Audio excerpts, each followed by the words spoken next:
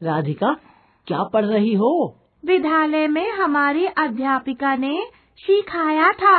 उनका नाम श्रीमती मधु है। वो बहुत मधुर बोलती है। पहले तो यह बताओ कि तुम्हारी अध्यापिका ने क्या सिखाया था। दूसरे, तुम शब्दों को गलत ढंग से क्यों बोल रही हो?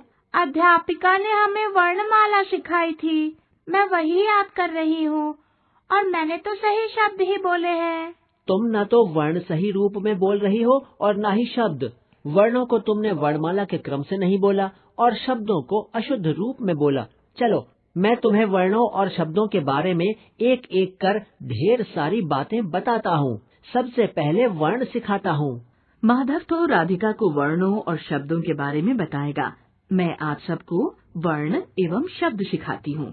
हालांकि आप लोग वर्णों और शब्दों के बारे में पिछली कक्षाओं में भी पढ़ चुके हैं, परंतु मैं आपको वे बातें भी सिखाऊंगी जो अभी तक आपने नहीं सीखी है।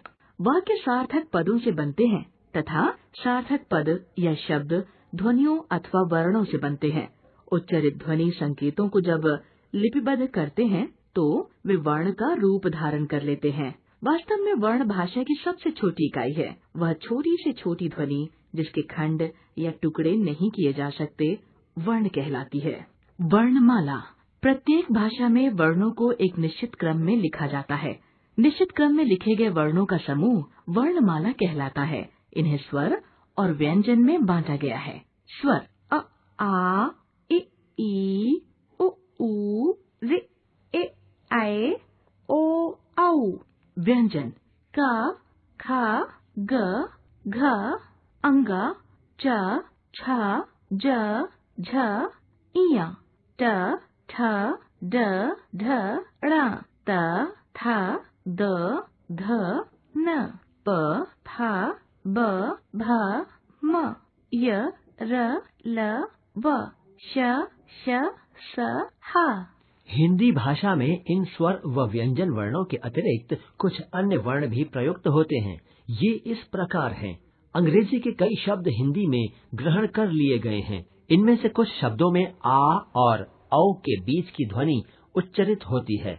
यह ध्वनि आगत स्वर अ के रूप में हिंदी में प्रयुक्त होती है। आगत स्वर अ वाले कुछ शब्दों के उदाहरण इस प्रकार हैं: ball, doctor, college, trophy, hall आदि। हिंदी भाषा में अरबी या फारसी के कई ऐसे शब्द प्रयुक्त होते हैं जिनमें नुक्ता वाले वर्ण होते हैं।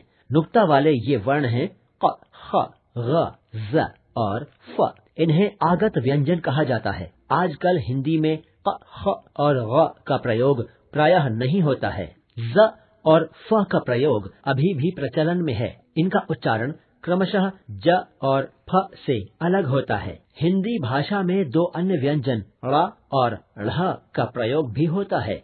ये क्रमशः ड और ढ के ही विकसित रूप हैं, किंतु इनका उच्चारण ड और ढ से भिन्न होता है। स्वरों का वर्गीकरण उच्चारण और जाति के आधार पर किया जाता है। उच्चारण के समय के अनुसार स्वर तीन प्रकार के होते हैं: ह्रस्व स्वर, दीर्घ स्वर और प्लुत स्वर। ह्रस्व स्वर जिन स्वरों के उच्चारण में सबसे कम अर्थात एक मात्रा का समय लगता है उन्हें ह्रस्व स्वर कहा जाता है। ये हैं अ, इ, उ, ऋ। दीर्घ स्वर जिन स्वरों के उच्चारण में ह्रस्व स्वरों से लगभग 2 गुना समय लगता है उन्हें दीर्घ स्वर कहा जाता है। ये हैं आ, ई, ऊ, ए, ऐ, ओ, औ। प्लुत स्वर जिस स्वर के उच्चारण में ह्रस्व स्वर से लगभग तिगुना समय लगता है उसे प्लुत स्वर कहा जाता है। जैसे ओम में ओ और म के बीच आया प्लुत स्वर। व्यंजनों का वर्गीकरण। व्यंजनों का वर्गीकरण उच्चारण स्थान, श्वास की अवधि तथा स्वर तंत्रों के कंपन के आधार पर किया जाता है। उच्चारण स्थान के आधार पर व्यंजनों के भेद हैं। ओष्ठ्य। इन वर्णों का उच्चारण दोनों होठों को सटाकर किया जाता है। ये हैं प, फ, ब, भ, म। दंतोष्ठ्य। इन वर्णों का उच्चारण ऊपर के दांत और नीचे के होंठ से होता है। ये हैं व, फ। दंत्य। इन वर्णों के उच्चारण में जिह्वा की नोक ऊपरी दांतों के मूल को छूती है। ये हैं त, थ, द, ध। वर्तस।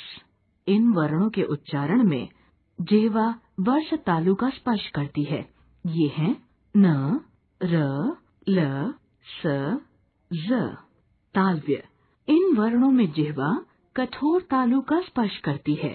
ये हैं च, छ, ज, झ, इय, व, श, श। पूर्व तालव्य। इन वर्णों के उच्चारण में जिह्वा मूर्धा और कठोर तालु की संधि वाले भाग का स्पर्श करती है। ये हैं ट, ठ, ड, ढ, ण, ढ़। कोमल तालव्य। इन वर्णों के उच्चारण में जिह्वा कोमल तालु का स्पर्श करती है। ये हैं क, ख, ग, घ, अंग। श्वास के आधार पर व्यंजन भेद। वर्णों का उच्चारण करते समय वायु की जितनी मात्रा निकलती है उसके आधार पर व्यंजनों के दो भेद हैं। अल्प प्राण। इन वर्णों के उच्चारण में वायु अल्प मात्रा में निकलती है। व्यंजन के प्रत्येक वर्ग के प्रथम, तृतीय व पंचम वर्ण और अंतस्थ व्यंजन अल्प प्राण कहलाते हैं। ये हैं क, ग, अंग, च, ज, ज, इय, ट, ड, ण, ण, त, द, न, प, ब, म, य, र, ल, व। महाप्राण। इन वर्णों के उच्चारण में वायु अपेक्षाकृत अधिक मात्रा में निकलती है। व्यंजन के प्रत्येक वर्ग के द्वितीय व चतुर्थ वर्ण और ऊष्म व्यंजन महाप्राण कहलाते हैं। ये हैं ख, ग, छ, झ, ड़, ठ, ढ, ढ़, थ, ध, फ, फ, भ, श, श, स, ह। स्वर तंत्रियों के कंपन के आधार पर व्यंजन भेद। वर्णों का उच्चारण करते समय स्वर तंत्रियों के कंपन के आधार पर इसका वर्गीकरण इस प्रकार किया जाता है। संघोष। इन वर्णों के उच्चारण में स्वर तंत्रियों से वायु टकराकर बाहर आती है। प्रत्येक व्यंजन वर्ग के तृतीय, चतुर्थ व पंचम वर्ण अंतस्थ व्यंजन और ऊष्म व्यंजन सघोष व्यंजन कहलाते हैं। ये हैं ग, घ, अंग, ज, झ, इय, ड, ढ, ण, द, ध, न, ब, भ, म, य, र, ल, व, ह, ड़, ढ। अघोष। इन वर्णों के उच्चारण के समय स्वर तंत्रियां दूर दूर रहती हैं और उच्चारण में केवल श्वास का प्रयोग होता है। व्यंजन के प्रत्येक वर्ग के प्रथम व द्वितीय वर्ण और ऊष्म व्यंजन के श, श, स वर्ण अघोष व्यंजन कहलाते हैं। ये हैं क, ख, च, छ, ट, ठ, त, थ, प, फ, श, श, स। वर्ण विच्छेद। वर्ण विच्छेद का अर्थ है शब्दों में प्रयुक्त वर्णों को अलग अलग करना। ऐसा करते समय व्यंजनों को स्वर से अलग करके लिखा जाता है। वर्ण विच्छेद के कुछ उदाहरण इस प्रकार हैं। प्राचीन यानी प जमा र जमा आ जमा च जमा ई जमा न जमा अ अर्थात प्राचीन। कृष्ण अर्थात क जमा रि जमा श जमा ण जमा अ। विद्यालय व जमा इ जमा द जमा य जमा आ जमा ल जमा अ जमा य जमा अ। व्यवहार व जमा य जमा अ जमा व जमा अ जमा ह जमा आ जमा र जमा। वाह राधिका, तुम्हारे भैया ने तो तुम्हें वर्णों से जुड़ी सभी बातें सिखा दी। बच्चों, तुम भी अगर राधिका की तरह मेहनत करोगे तो वर्णों के बारे में सभी बातें जान लोगे। आज मैं तुम्हें शब्दों और उनके प्रकारों से परिचित करवाऊंगी। राधिका की अध्यापिका उन्हें शब्दों के बारे में बता रही हैं। वह आप सबको मैं समझाती हूँ। निश्चित अर्थ को दर्शाने वाले वर्ण समूह शब्द कहलाते हैं। शब्दों में निश्चित बातें पाई जाती हैं। शब्द वर्णों से मिलकर बनता है। उसका अपना एक निश्चित अर्थ होता है। हर शब्द का अपना स्वतंत्र अस्तित्व होता है। शब्द और पद। प्रत्येक स्वतंत्र सार्थक वर्ण समूह शब्द कहलाता है। शब्द जब वाक्य में प्रयुक्त होते हैं तब वे स्वतंत्र नहीं रहते। वाक्य में प्रयुक्त शब्द व्याकरण के नियमों यानी लिंग, वचन, कारक आदि में बंध जाते हैं और अपना रूप बदल लेते हैं। तब ये शब्द न रहकर पद बन जाते हैं। शब्दों के वर्गीकरण के निम्नलिखित आधार हैं: रचना के आधार पर, उत्पत्ति के आधार पर, अर्थ के आधार पर और व्याकरणिक प्रकार्य के आधार पर। रचना के आधार पर शब्दों को निम्नलिखित 3 भागों में बांटा जा सकता है: रूढ़, यौगिक और योग रूढ़। रूढ़ शब्द जो शब्द अपने मूल रूप में एक ही अर्थ का वहन करते हैं रूढ़ शब्द कहलाते हैं। इन शब्दों के टुकड़े नहीं होते और यदि टुकड़े किए जाएं तो उनका कोई अर्थ नहीं होता। जैसे पवन अर्थात प जमा व जमा न। यौगिक शब्द ऐसे शब्द जो 2 या 2 से अधिक शब्दों के मेल से बने हों वे यौगिक शब्द कहलाते हैं। इनके खंडों का भी अर्थ होता है। जैसे विद्या जमा आलय, रसोई जमा घर, पाठ जमा शाला, प्रधान जमा मंत्री। योग रूढ़ शब्द 2 शब्दों के योग से बने वे शब्द जो किसी विशेष अर्थ के लिए प्रसिद्ध हों योग रूढ़ शब्द कहलाते हैं। ये यौगिक होते हुए भी किसी विशेष अर्थ का बोध कराते हैं। जैसे गजानन गज के समान आनन अर्थात गणेश, पंकज पंख में उत्पन्न अर्थात कमल, हिमालय हिम का आलय अर्थात पर्वत विशेष। उत्पत्ति के आधार पर शब्द के 5 भेद हैं: तत्सम, तद्भव, देशज, विदेशी और संकर। तत्सम शब्द जो शब्द मूलतः संस्कृत के होते हैं किंतु उनका प्रयोग हिंदी में ज्यों का त्यों होता है वे तत्सम शब्द कहलाते हैं। जैसे हस्त, घृत, स्वर्ण, अग्नि, सूर्य, मुख। तद्भव शब्द संस्कृत के वे शब्द जो कुछ रूप परिवर्तन के साथ हिंदी में प्रचलित हैं वे तद्भव शब्द कहलाते हैं। जैसे हाथ, घी, सोना, आग, सूरज, मुंह। कुछ तत्सम और तद्भव शब्द इस प्रकार हैं: आम्र आम, सर्प सांप, निद्रा नींद, घोटक घोड़ा, प्रस्तर पत्थर, सूत्र सूत, आश्चर्य अचरज, कर्ण कान, मित्र मीत, भिक्षा भीख, पत्र पत्ता। देशज शब्द वे शब्द जो क्षेत्रीय प्रभाव के कारण हिंदी में आ गए हैं देशज शब्द कहलाते हैं। जैसे पेड़, झुग्गी, आटा, पगड़ी, लकड़ी, थैला।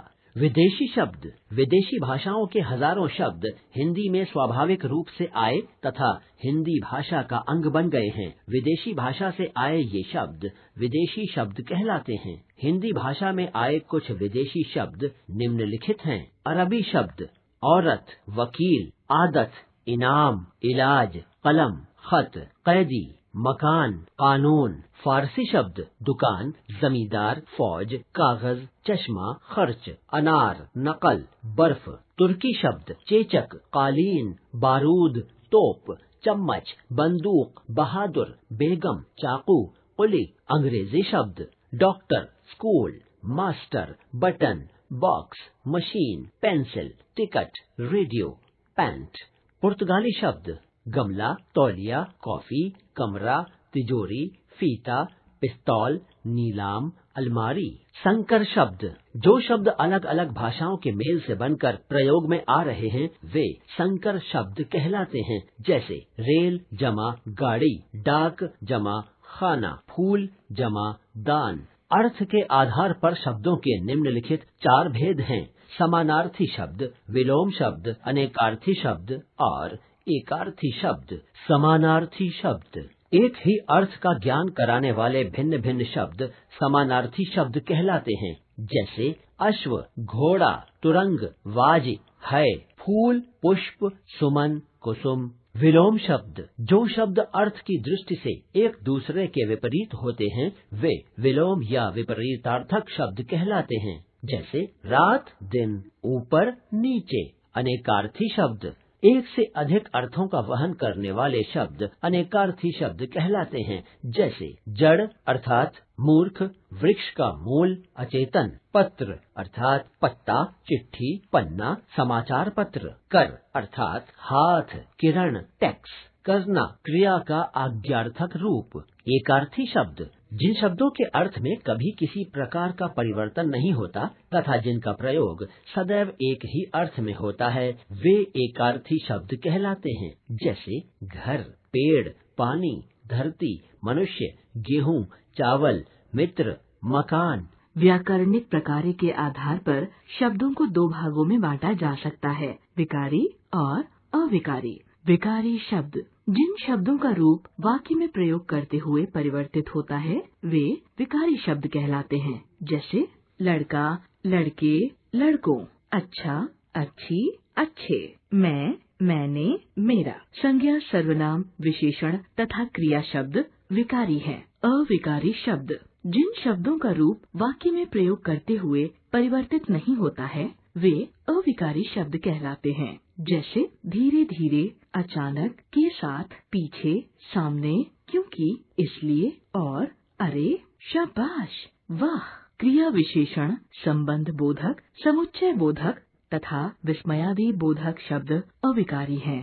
अब तक हमने सीखा मात्रा के आधार पर स्वरों के भेद हैं, ह्रस्व और दीर्घ स्वर। प्रकृति के आधार पर स्वरों के भेद हैं, मूल स्वर और संयुक्त स्वर। उच्चारण स्थान के आधार पर व्यंजनों के 8 भेद हैं, अल्प प्राण और महाप्राण। श्वास के आधार पर व्यंजनों के भेद हैं, सघोष व्यंजन और अघोष व्यंजन स्वर तंत्रियों के कंपन के आधार पर बनते हैं। प्रयोग के आधार पर शब्दों के 2 भेद हैं, विकारी और अविकारी शब्द। स्रोत के आधार पर शब्दों को तत्सम, तद्भव, देशज और विदेशी में बांटा गया है।